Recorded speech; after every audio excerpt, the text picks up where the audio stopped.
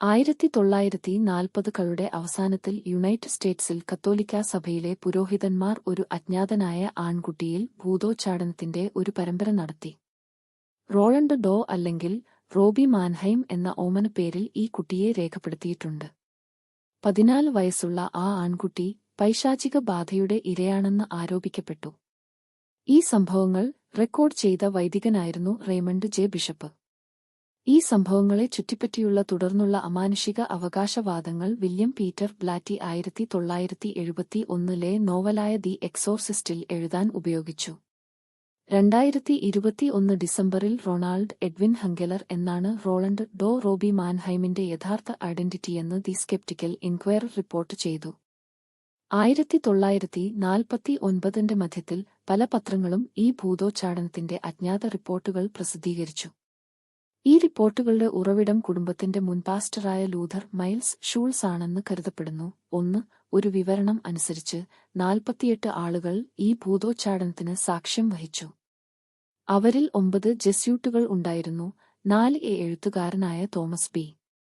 Allen പറയുന്നതനുസരിച്ച് Jesuit പുരോഹിതനായ father Walter H. ഹലോറൻ ഈ സംഭവങ്ങളുടെ അവസാനത്തെ ദൃക്സാക്ഷികളിൽ ഒരാളായിരുന്നു. ഭൂതോച്ചാടനത്തിൽ അദ്ദേഹം പങ്കെടുത്തിരുന്നു. വൈദികനായ ഫാദർ റെയ്മണ്ട് ജെ ബിഷപ്പ് സൂക്ഷിച്ചിരുന്ന ഒരു ഡയറിയിൽ റോബി എന്ന ഓമനപ്പേരിൽ തിരിച്ചറിയപ്പെട്ട റോളണ്ട് ഡോ എന്ന പേരിൽ നടത്തിയ ഭൂതോച്ചാടനത്തെക്കുറിച്ച് വിശദമായി പറഞ്ഞതായി അലൻ എഴുതി.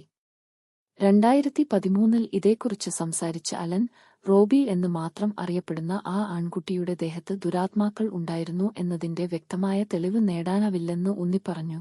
അലൻ പറയുന്നതനുസരിച്ച് ഹലോറൻ തന്റെ മരണത്തിനു മുമ്പുള്ള അസാധാരണ സംഭവങ്ങളെക്കുറിച്ച് തന്റെ സംശയം പ്രകടിപ്പിച്ചിരുന്നു.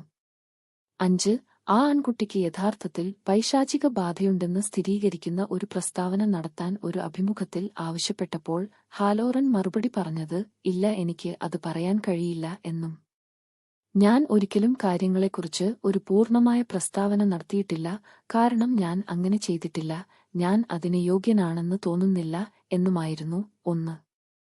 1935 ഒരു ജർമ്മൻ ലൂഥറൻ കുടുംബത്തിലാണ് റോളണ്ട് ജനിച്ചത്. 1940കളിൽ ആ കുടുംബം മേരിലാൻഡിലെ കോട്ടേജ് സിറ്റിയിലാണ് താമസിച്ചിരുന്നത്. അലന്റെ അഭിപ്രായത്തിൽ റോളണ്ട് അവരുടെ ഏക മകനായിരുന്നു. കളിക്കൂട്ടുകാരായി അവന് അവന്റെ അമ്മായി ഹാരിയറ്റ് മാത്രമായിരുന്നു ഉണ്ടായിരുന്നത്. ഒരു ആത്മീയവാദിയായിരുന്ന റോളണ്ടിന്റെ അമ്മായിയാണ് റോളണ്ടിനെ ഓജ ബോർഡ് കളിക്കാൻ പഠിപ്പിച്ചത്. Thomas B. അലൻ പറയുന്നതനുസരിച്ച് അമ്മായി ഹാരിയറ്റിന്റെ മരണശേഷം കുടുംബത്തിന് വിചിത്രമായ ശബ്ദങ്ങളും സ്വന്തം ഇഷ്ടപ്രകാരം ഫർണിച്ചറുകൾ ചലിക്കുന്നതും കുട്ടി സമീപത്തുണ്ടായിരുന്നപ്പോൾ പാത്രങ്ങൾ പറക്കുന്നതോ ചലിക്കുന്നതോ ആയ അസാധാരണ സംഭവങ്ങളും അനുഭവപ്പെട്ടു. സഹായത്തിനായി കുടുംബം അവരുടെ ലൂഥറൻ പാസ്റ്ററായ ലൂഥർ മൈൽസ് ഷൂൾസിനെ സമീപിച്ചു. പാരാ സൈക്കോളജിയിൽ താൽപ്പര്യമുണ്ടായിരുന്ന ഷൂൾസ് കുട്ടിയെ നിരീക്ഷിക്കുന്നതിനായി ഒരു രാത്രി അവന്റെ വീട്ടിൽ ചെലവഴിക്കാൻ തീരുമാനിച്ചു. 6 parapsychologist Joseph Banks Rhine വീട്ടുപകരണങ്ങളും ഫർണിച്ചറുകളും തനിയെ ചലിക്കുന്നതായി തോന്നുന്നത് താൻ കണ്ടതായി ഷൂൾസ് അവകാശപ്പെട്ടുവെന്ന് അറിഞ്ഞപ്പോൾ ചില വസ്തുതകൾ ഷൂൾസ് അബോധപൂർവം പെരുപ്പിച്ചുകാട്ടിയോ എന്ന് റൈൻ ആശ്ചര്യപ്പെട്ടു. 1 ഒരു കത്തോലിക്കാ പുരോഹിതനെ കാണാൻ ഷൂൾസ് ആൺകുട്ടിയുടെ മാതാപിതാക്കളോട് ഉപദേശിച്ചു. 6 ഇതനുസരിച്ച് ആ ആൺകുട്ടി പിന്നീട് നിരവധി പ്രേതോച്ചാടനത്തിന് വിധേയനായി. റോമൻ കത്തോലിക്കാ പുരോഹിതനായ എഡ്വേർഡ് ഹ്യൂസ് ജെസ്യൂട്ട് സ്ഥാപനമായ ജോർജ് ടൗൺ യൂണിവേഴ്സിറ്റി ഹോസ്പിറ്റലിൽ റോളണ്ടിനെ ഭൂപ്രേതോച്ചാടനം നടത്തി. 1 തോമസ് ബി. അലൻ പറയുന്നതനുസരിച്ച് അമ്മായി ഹാരിയറ്റിന്റെ മരണശേഷം കുടുംബത്തിന് വിചിത്രമായ ശബ്ദങ്ങളും സ്വന്തം ഇഷ്ടപ്രകാരം ഫർണിച്ചറുകൾ ചലിക്കുന്നതും കുട്ടി സമീപത്തുണ്ടായിരുന്നപ്പോൾ പാത്രങ്ങൾ പറക്കുന്നതോ ചലിക്കുന്നതോ ആയ അസാധാരണ സംഭവങ്ങളും അനുഭവപ്പെട്ടു. സഹായത്തിനായി കുടുംബം അവരുടെ ലൂഥറൻ പാസ്റ്ററായ ലൂഥർ മൈൽസ് ഷൂൾസിനെ സമീപിച്ചു.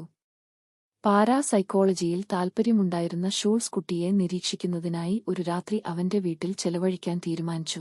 6 parapsychologist Joseph Banks Rhine വീട്ടുപകരണങ്ങളും ഫർണിച്ചറുകളും തനിയെ ചലിക്കുന്നതായി തോന്നുന്നത് താൻ കണ്ടതായി ഷൂൾസ് അവകാശപ്പെട്ടുവെന്ന് അറിഞ്ഞപ്പോൾ ചില വസ്തുതകൾ ഷൂൾസ് അബോധപൂർവം പെരുപ്പിച്ചുകാട്ടിയോ എന്ന് റൈൻ ആശ്ചര്യപ്പെട്ടു. 1 ഒരു കത്തോലിക്കാ പുരോഹിതനെ കാണാൻ ഷൂൾസ് ആൺകുട്ടിയുടെ മാതാപിതാക്കളോട് ഉപദേശിച്ചു. 6 ഇതനുസരിച്ച് ആ ആൺകുട്ടി പിന്നീട് നിരവധി പ്രേതോച്ചാടനത്തിന് വിധേയനായി. റോമൻ കത്തോലിക്ക പുരോഹിതനായ എഡ്വേർഡ് ഹ്യൂസ് ജെസ്യൂട്ട് സ്ഥാപനമായ ജോർജ് ടൗൺ യൂണിവേഴ്സിറ്റി ഹോസ്പിറ്റലിൽ റോളണ്ടിനെ ഭൂപ്രേതോച്ചാടനം നടത്തി. 1. പ്രേതോച്ചാടൻ വേളയിൽ കുട്ടി തന്റെ ഒരു കൈ നിയന്ത്രണങ്ങളിൽ നിന്ന് മാറ്റി മെത്തയുടെ അടിയിൽ നിന്ന് ഒരു കിടക്ക പൊട്ടിച്ച് അത് ഒരു ആയുധമായി ഉപയോഗിച്ചു. പുരോഹിതന്റെ കൈ മുറിച്ച് ഭൂതോച്ചാടന ചടങ്ങ് നിർത്തിവെപ്പിച്ചു. കുടുംബം പിന്നീട് സെന്റ് ലൂയിസിലേക്ക് യാത്രയായി. അവിടെ റോളണ്ടിന്റെ കസിൻ സെന്റ് ലൂയിസ് യൂണിവേഴ്സിറ്റിയിലെ ബിഷപ്പുമാരിൽ ഒരാളുമായി ബന്ധപ്പെട്ടു. അദ്ദേഹം കോളേജ് ചർച്ചിന്റെ അസോസിയേറ്റ് ആയിരുന്ന വില്യം എസ് ബൗഡേണുമായി സംസാരിച്ചു. അടുത്ത പ്രേതോച്ചാടന ചടങ്ങ് ആരംഭിക്കുന്നതിനു മുമ്പ് മറ്റൊരു പുരോഹിതനായ വാൾട്ടർ ഹലോറിനെ ആശുപത്രിയിലെ മാനസികരോഗ വിഭാഗത്തിലേക്ക് വിളിപ്പിച്ച് അവിടെ ബൗഡേണിനെ സഹായിക്കാൻ ആവശ്യപ്പെട്ടു.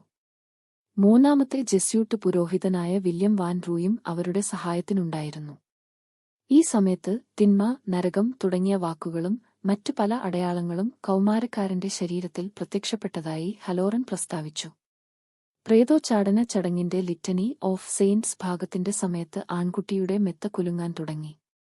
കൂടാതെ ഈ പ്രക്രിയയ്ക്കിടെ റോളണ്ട് ഹാലോറന്റെ മൂക്ക് ആ കുട്ടി തകർത്തു. ഹലോറൻ ഒരു റിപ്പോർട്ടറോട് ഇതിനെക്കുറിച്ച് പറഞ്ഞത് ആചാരം അവസാനിച്ചതിനുശേഷം അജ്ഞാതനായ ആ കുട്ടി സാധാരണ ജീവിതം നയിച്ചു എന്നാണ്. ഈ ഭൂതോച്ചാടന കേസിൽ നിന്ന് പ്രചോദനം ഉൾക്കൊണ്ടാണ് വില്യം പീറ്റർ ബ്ലാറ്റി 1971 ദി എക്സോർസിസ്റ്റ് എന്ന നോവൽ എഴുതിയത്.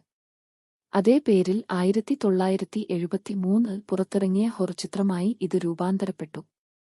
ഈ കേസ് 2000 പുറത്തിറങ്ങിയ പൊസസ്ഡ് എന്ന സിനിമയ്ക്കും പ്രചോദനമായി. അത് അലന്റെ പുസ്തകത്തിലെ കഥയുമായി കൂടുതൽ അടുത്തുനിൽക്കുന്നതായി പറയപ്പെടുന്നു.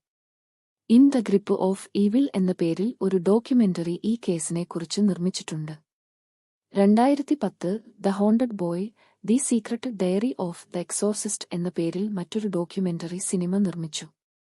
ഈ ഡോക്യുമെന്ററിയിൽ ഒരു സംഘം അന്വേഷണ ഉദ്യോഗസ്ഥർ പ്രസ്തുത സ്ഥലത്തേക്ക് യാത്ര ചെയ്യുകയും വില്യം എസ്.